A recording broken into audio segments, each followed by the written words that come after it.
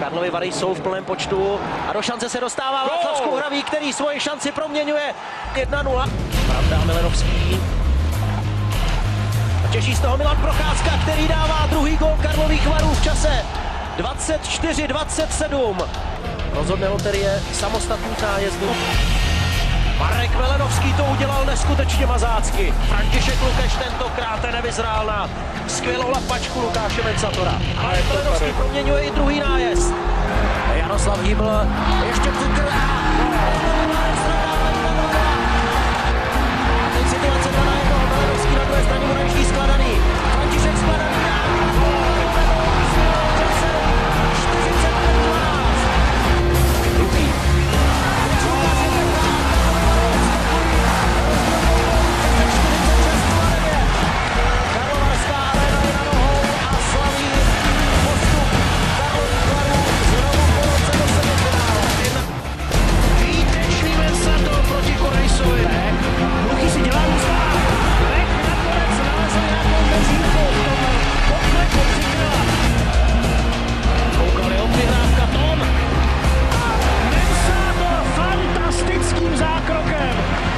Karlovarskou branku.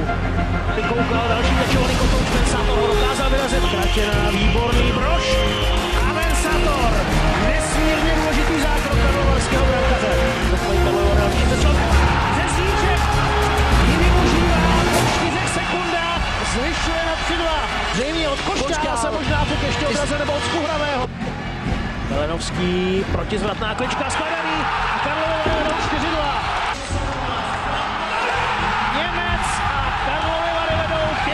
Skuhravý. Otočka pustá a 2-0 pro Karlovy Vary. Znovu Seiler, obrovská šance ještě. Si tam pech zamíchal buket. Procházka. Má před sebou prostor a Libor Procházka trefil. Řezníček. Řezníček zvyšuje na 5-0. Petr Fikner si ještě ani nestačil sáhnout na kotouč a už holoví z svých zad. Výborný, skvělý Mensator. Lapačka ve chvíli, kdy se Čuta vrátil do hry. David píchl puk a Dej vyrovnává po obrovské chybě Spartanů.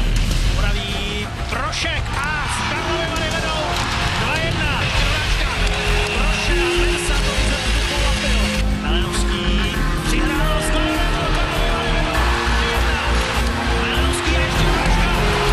Milana Procházky, Karlovy Vary víc do finále, vedou 4-1.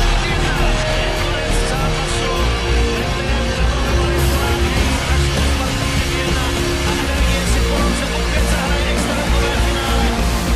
Dej, Němec pálí od modré a obrovská šance a Perek dává gól. Teď upadli dva stálističtí hráči a Kunstát. Karlovy Vary vyhrávají dnešní zápas 2-1 po samostatných nájezdech.